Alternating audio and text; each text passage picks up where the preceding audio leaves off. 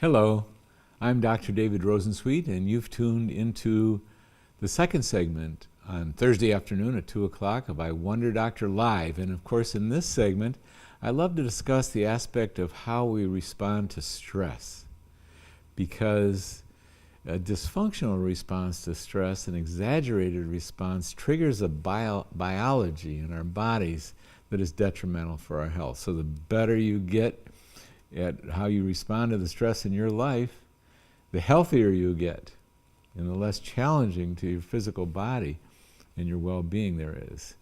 And today I'd like to address a topic that I heard from in different forms from so many of my patients over many years.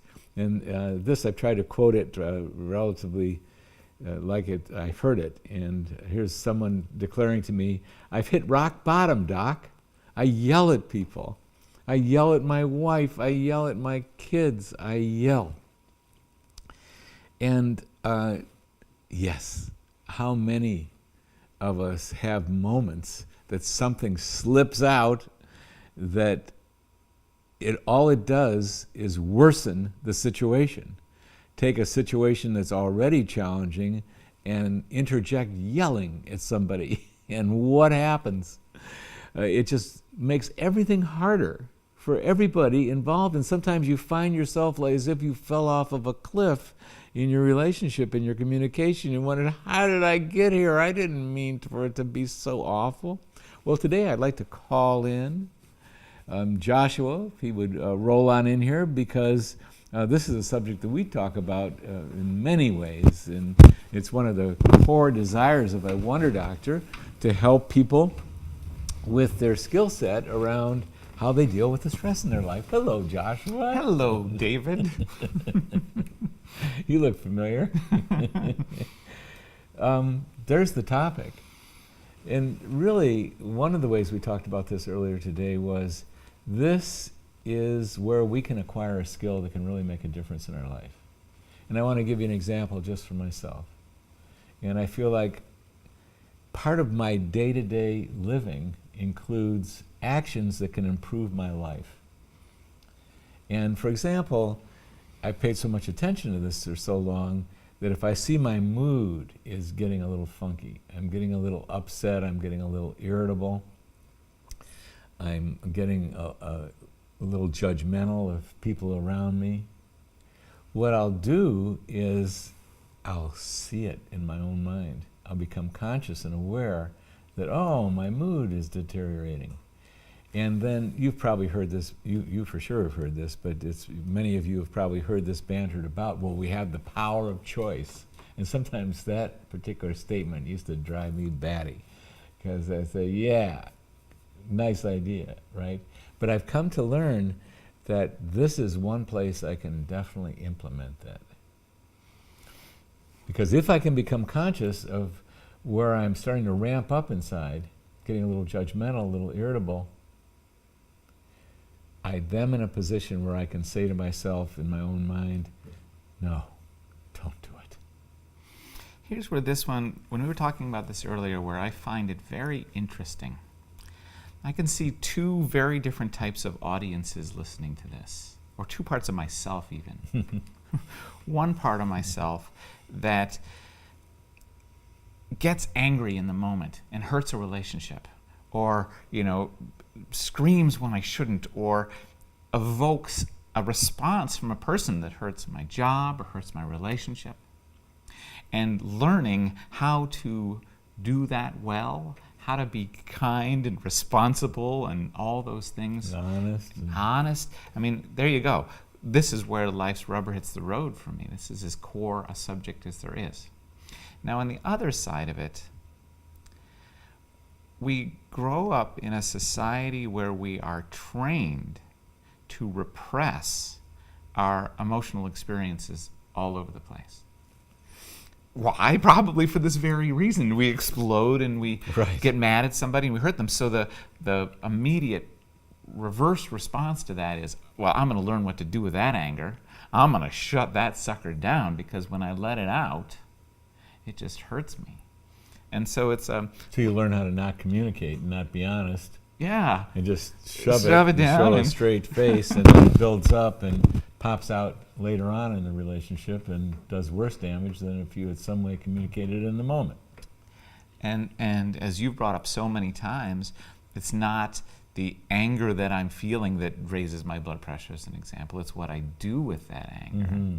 And so, so you and I were having a day and I'm getting mad. There's sort of three possibilities that I see. One is I yell at you. You don't. All right. You can Not common you can for get me. strong, but No, it's not my yell. usual one. It's not the one I grew up doing. It's not who I am. Two, I can say, well, I'm not going to yell at him, and I can suck that sucker down. Yeah. And, well, high blood pressure. Yeah. And then where does this get And then really things get weird right? anyway. Yeah. When someone's stuffing something, we all can feel everything. We may not be conscious of it, so it just gets muddy. Yeah. And dysfunctional, and nothing good comes. And I don't want to make this more confusing, because you opened with a really simple concept. How do we not do that in a relationship? Yeah. How do we not yell at somebody? And I just wanted to bring up sort of the flip side. How we learn not to yell at people isn't often a healthy one either. Somehow we gotta deal with all the rolling emotions we're having, and yet not necessarily jab them out at other people. Exactly. Well, I think there's a couple elements there, and all roads lead to the same skill. For one thing, somewhere along the line, many of us learn that blowing up at somebody and being honest with our emotions. I mean, I went through a stage in my life that says, I want to be totally honest. And I'm going to let my emotions show, because that's authentic. I remember this life phase. Yeah, be real, right? Yeah. And it took me quite a long time to see, I gave myself license to be my genuine emotional self, including when I was angry at somebody. And I wasn't paying attention to the effect until enough people and enough failures started to get me to wake up and go, you know what? I don't think it works to yell at anybody or get upset with somebody out loud. And, stop and think about that one. I mean, how many people in this audience would say to themselves, I feel tremendously skilled. Anyone can yell at me and be angry at me and I'll do just fine. My observation as a person and as a doctor is there's very few people who deal excellently with being yelled at or being judged or having someone be angry at them. So I start from, it's really over the course of my life I learned this one, that I don't think I like the strategy of just blowing up and just mouthing off and just saying and doing exactly what's on my mind. And then I started to realize even more that sometimes those honest cascades, those honest expressions of emotion, oh my God, they took a simple situation and within 5 minutes an awful situation. And it was never my intent to make it that big of a deal, but you get mad at somebody and they get mad back, and those bonfires flare up. Yeah. And you're in a deep canyon of pain when it wasn't even that big of a deal. So one way that I learned for myself was, I said, you know what? I don't care what I've learned about control and the downsides of control. Yeah. My job is to learn how to rein that in And I took that on as a project. It was even a buzzword for a phase of our lives. Yeah. Lose control. Yeah. And that wasn't meant as a negative. It Yeah. was meant as a positive. And I'm not even going to say that there's a zero in that. There is value Yes. in that. Yes. And yet, of course, losing control doesn't give Right. you the right to Blast somebody. people. And so as I made this deep decision to not blast out right away, Yeah. the next thing that I learned how to do was become aware as the heat was rising inside of myself. And there's a lot of teachers that talk about this. I mean, they're all over the place that say, in fact, the societies a couple thousand years old have identified this. The Tibetans have a word for it. They call it Shenpa.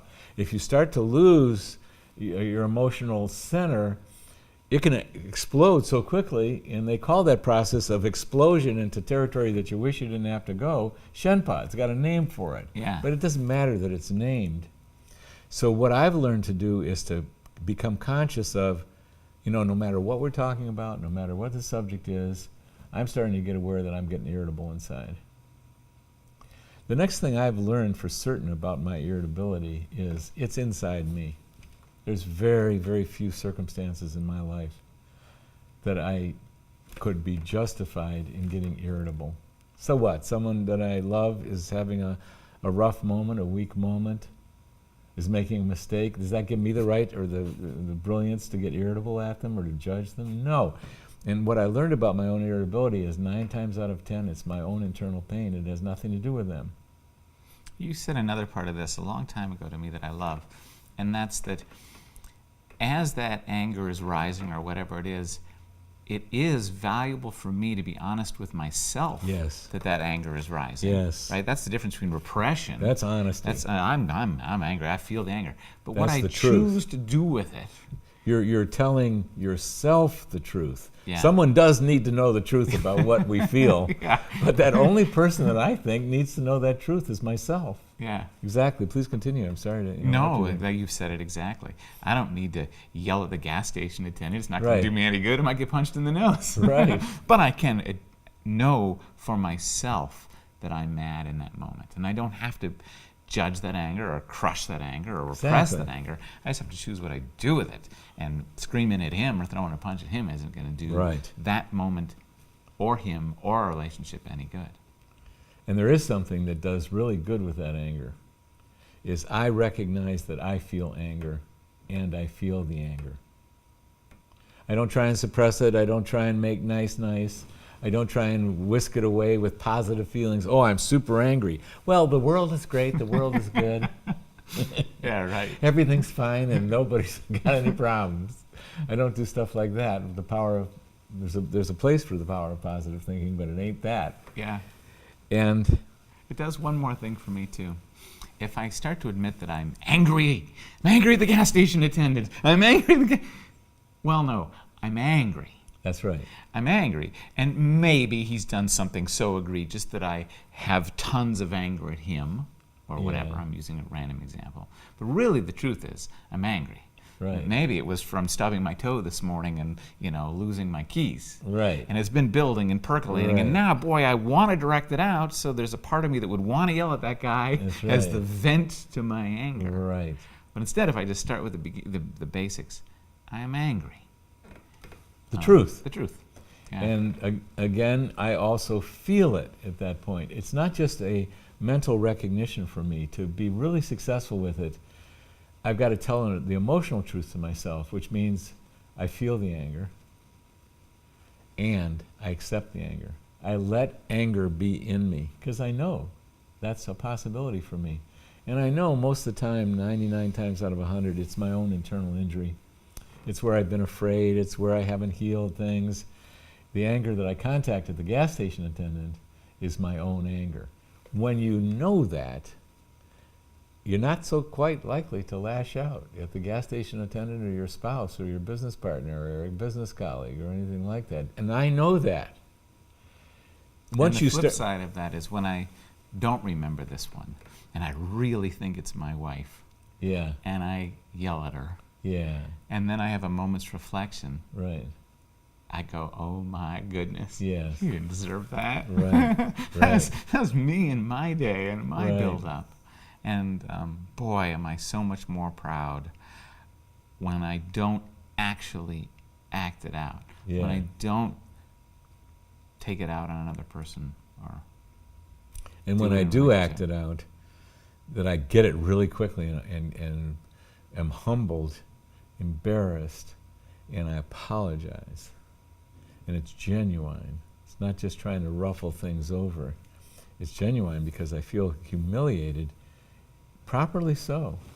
Yeah. I did something that was not real. The topic is being responsible. This word that we can hear flashed all over the place, but what it means is, to me, is I am the one responsible for my own feelings, my own thoughts, and my own actions. I'm the one. It isn't someone else ever doing anything to me. Like, let's take the worst case scenario, that someone that I'm working with or someone in my home is actually making a mistake. They're having a weak moment. They've made a mistake and they've been unelegant in the expression of it, communication of it, and it's weird. Yeah. Best case scenario, I don't jump all over them and add insult to injury, hurt them while they're already hurting, because that's what mistakes come out of. They're not coming out of our pleasure center. No, the very best thing in the world that I can do in that moment is go in my mind, look at this. She's just said this. She's just done this, and this is not right, and it's weird. It's perfect kindling. If Yeah. I'm looking for something to ignite the anger I've been carrying Right. around in, Right. a legitimate grievance from someone I love, Right. they do something that is less than perfect. Right. If I want it to be, it can be my Right. exact excuse Right. to explode. But better when I'm in the very best mind and emotions that I can get in, I say to myself, she's hurting, or he's hurting. Okay, what can I do to make that better? Because that's really what we all want. We all want things to get kinder, softer, more fun, more loving, easier, deepest and deep in our hearts. That's what we want. And it's become pretty natural for me. I'm not perfect at it, but I'll just go silent and give the space for the pain and suffering that's going on, because if someone is upset in my world, it's usually because they're upset, period. And they might say it's me, but I just get quiet and as kind as I can muster. And if it triggers pain in me, I feel and own my own pain. They didn't ever cause my pain. That's pretty radical. The pain that I feel is my own pain in almost every instance. Yes, there are exceptions, and we could go into those. But really, the best I can possibly do when an upsetting situation is happening is to become aware of it. And that gives me the power to choose. Now, what am I going to do about it? Do I want to be right? Is your business partner at one time, Beverly, beautiful, brilliant Beverly, used to say, or do I want to be effective? Or do I want to get what I want? And what do I want? I want something to be successful. I want something to be kinder, softer, nicer, more loving, more compassionate. So if I get aware of my own uncomfortable feelings, I feel them and own them. That's being responsible. That gives me the freedom to go, I'm not going to accelerate at this moment. I'm not going to say, you dirty. I'm not going to blurt out. I'm just going to silence that rising storm. I'm going to choose. It's what I call beneficial control. I gain control over my wild horses that usually don't lead to fun. They usually lead to chaos and pain. I rein them in. It also, it's another topic, and I'm branching a little bit, but I find the greatest pleasure in my life is to be loving, not to be loved. Yeah, exactly. And in that moment where you describe, where someone else is less than perfect, and I make the choice to see them for who they are, love them for where they are, and do a kind act Yes. rather than use them as my perfect venting post, Exactly. that act of me being loving Mm-hmm. is kind for me. Exactly. Feels really good It's to very be rewarding. a big person Yes. and a kind person. That is not to mention the other benefits. I didn't have to Yeah. have a fight. Right. Didn't have to ruin dinner or whatever it is. But Hurt just my at the kids. hurt my kids, Yeah. whatever. But just that act of being kind when it really matters and when it's challenging, being loving, not expecting to be loved as much as right. it's valuable for me to enter a situation and be loving. This is the feels greatest. great. This is the greatest satisfaction to me on earth. Doing something. What is it? It's heroic. It's some of the deepest, most meaningful experiences I have. When I've actually reined myself in, I can feel the growth. I can feel the reward, and then you get to see the fallout. Someone else is smiling rather than crying. And they are heroic because as simple as these concepts are, they happen in real time. In real life. Real life, Yeah. right? I get cut off in traffic and run out of gas and get a flat tire and then walk in the house and then my spouse is flipping out. Right. Whatever. Like, I'm not magically in a perfect space. I didn't just leave meditation. Right. And that's when we are challenged to rise to these things. It's meaningful. Because it's meaningful. We don't have to climb the highest mountain and dive to the deepest sea and fall in the greatest love or be the most wonderful in making money. These are not these everyday successes, moment to moment. Once you pay attention to them and you get how significant they are, these are the monumental, these are the heroic acts, and it's open to all of us. We'll either do it or we won't. Rich or poor, whatever race, gender, orientation. We do this stuff. Life is so interesting to get this stuff right. I wonder, Doctor. I wonder, Doctor. I'm not the doctor. All right. All right. All Nice right. to see you Yes, there. always, as always. And you've tuned in to I Wonder, Doctor, our increase your skill set at working with your own emotions, mind, and life. And if there's no call-in questions to 941-220-5444, we'll call it a day. I'm Dr. David Rosensweet. It's always an honor to be with you. Until next week.